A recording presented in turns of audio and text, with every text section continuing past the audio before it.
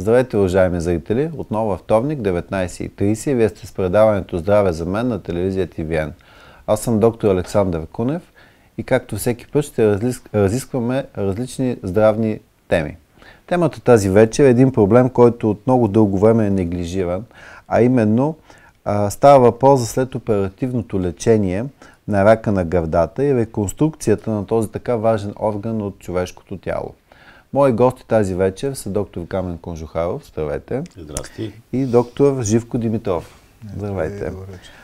Господа, без съмнение едно такова заболяване като рак на гърдата променя коренно живота на жената. Това ли е единствения начин на лечение, оперативния, при това състояние? Има ли други начини на лечение, освен оперативния? Оперативният начин на лечение при рака на гърдата е основен. Когато се налага, се прави в комбинация с лъче химиотерапия, хормонотерапия също. Това се е по определени показания, а така също и те наречената скъпоструваща терапия, таргетната терапия.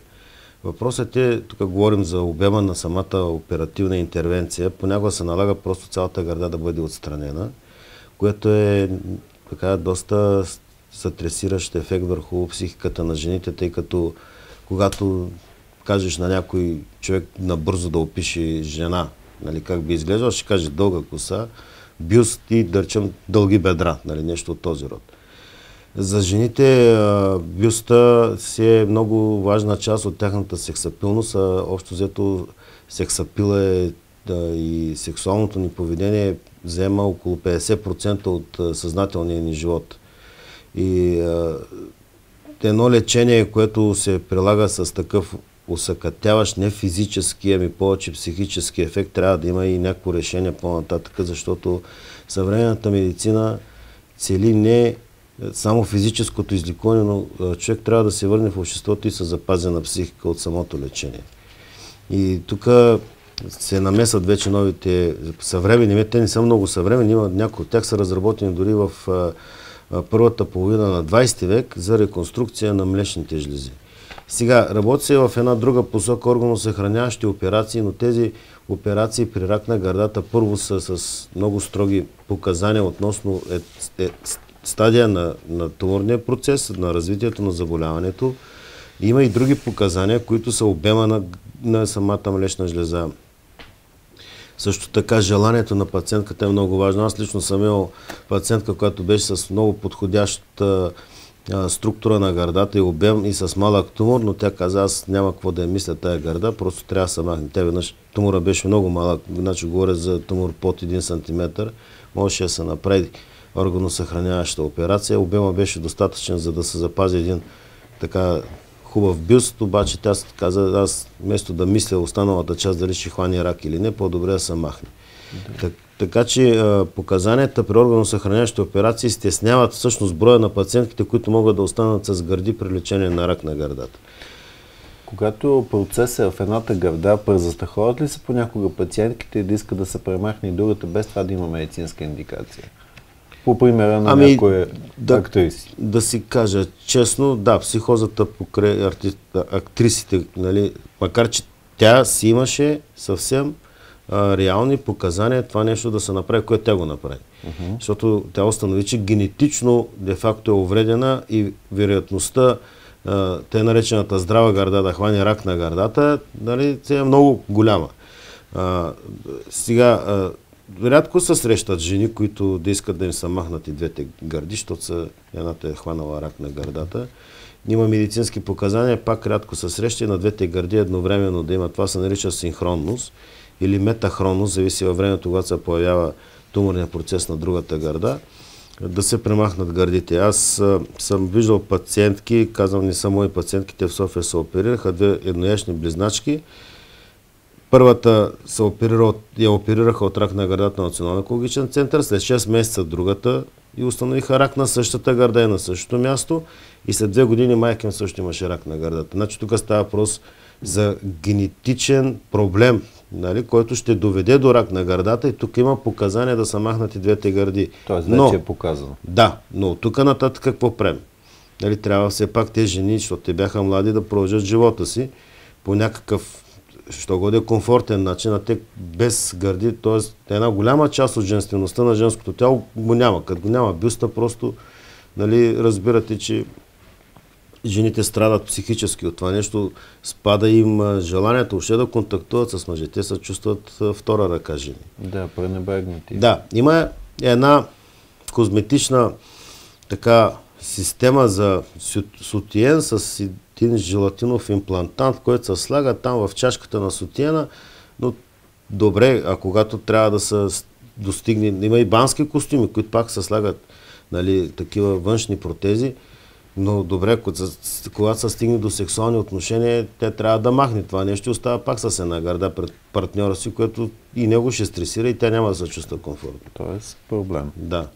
А да ви попитам, все повече жени използват, особено в периода след оперативното лечение, като копиране или решаване на проблема с страничните ефекти от лъчи и химиотерапията, хранителни добавки, билки, гъби и всякакви подобни методи, а не традиционната медицина. Какво е вашето мнение точно по този въпрос? Аз не съм против тези. Значи, признавам си честно, имаше един период в моята лекарска практика, когато бях против, нали, такива добавки, но тогава нещата бяха преекспонирани по друг начин. На пазара излизаха вещества, да ги кажем, или смеси, които на техните листовки, техните производители твърдяха, че това е алтернатива на лечението на рака на гърдата, което всъщност на нас много ни пречеше, защото пациентите се подлъгваха, тръгваха по кривата пътя, където няма да им свърши никаква работа, закъсняват с година, нали. Той туморният процес естествено не може да бъде спрян с тези вещества, които са си ги измислили. Имаше там хрущяли от акула и какви, от дяволски нокът, някакъв трънт се продаваше. И той като се върне при нас, защото вижда, че нещата не вървят. След една година разбира, че не действа. Нищо, че е дал там 2-3 хиляди лева, защото бяха и скъпи. Връща се при нас, но вече е в съвсем друг стадий на заболяването, където ние не можем дори да го излекуваме. Той дефинитивно не може да бъде излекуван, не може да бъде вкаран в ремисия. Ние почваме и лечебни химиотерапии, които само удължават живота до някъде, подобряват комфорта, но това не излекува.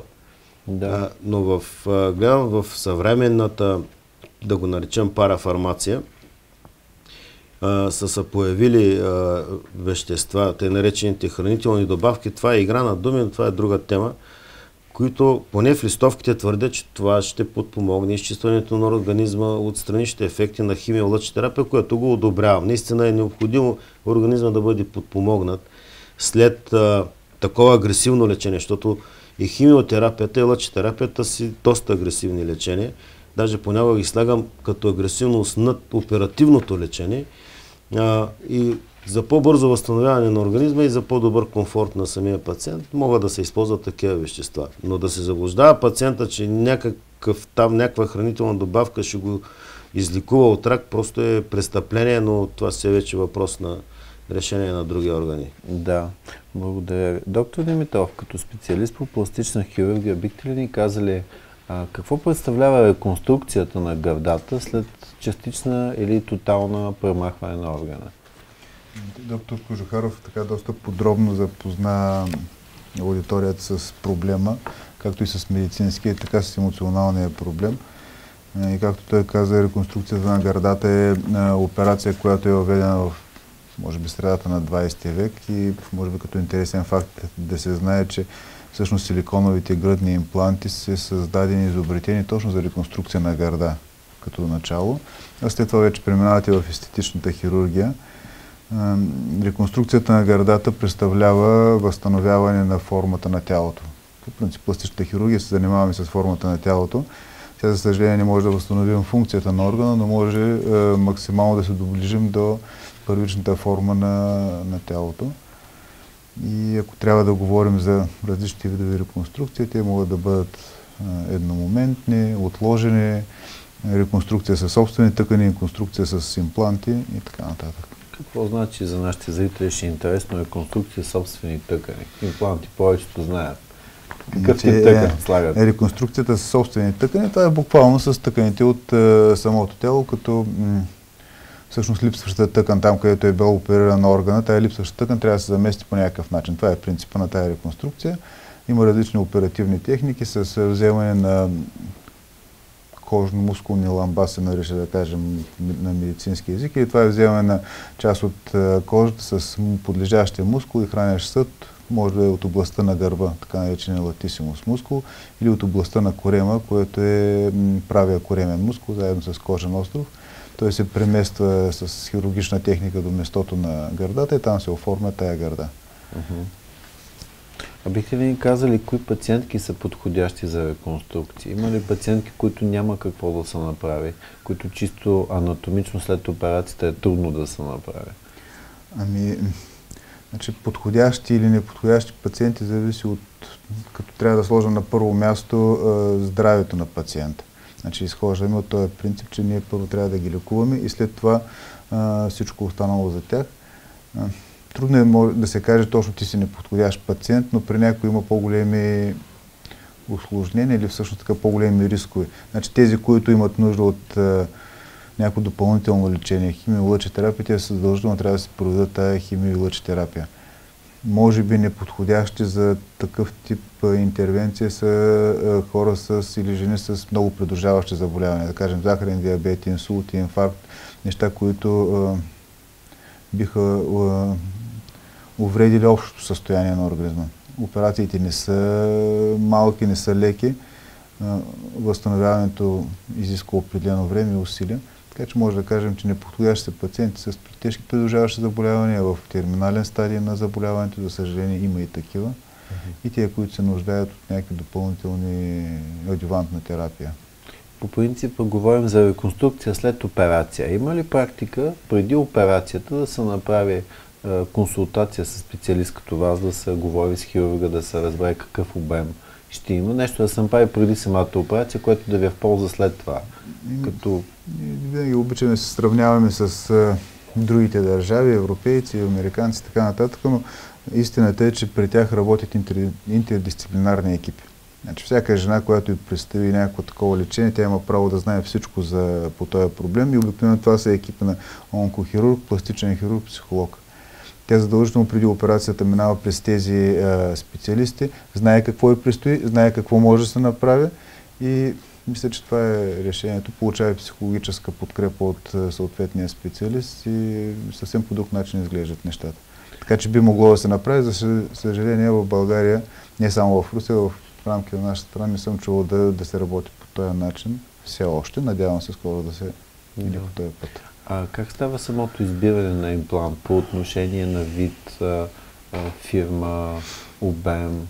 Значи, тук може би трябва няколко думи да кажа и за реконструкцията с граден имплант, който може би е най-често използвания, поради факта, че е най-лек като оперативна интервенция, получават се изключително добри естетични резултати.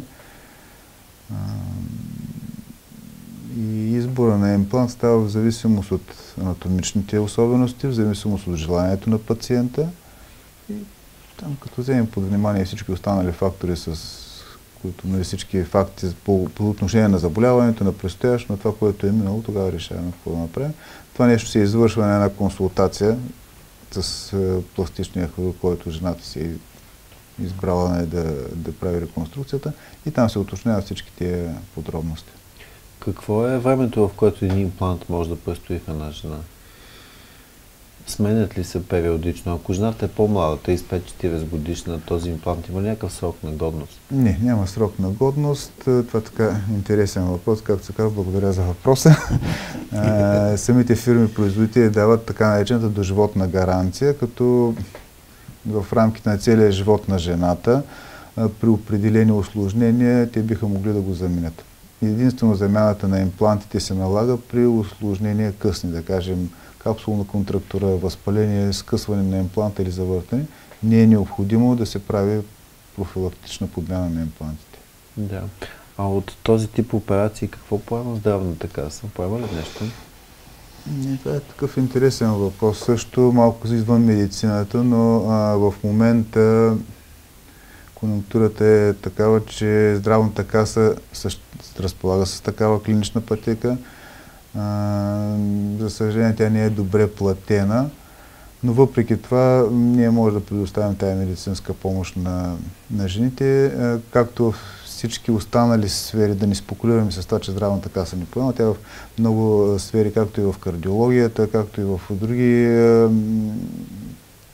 насоки на хирургията, скъпоструващи консумативи не се заплащат. И за съжаление с такива пари разполага държавата, това може да направи.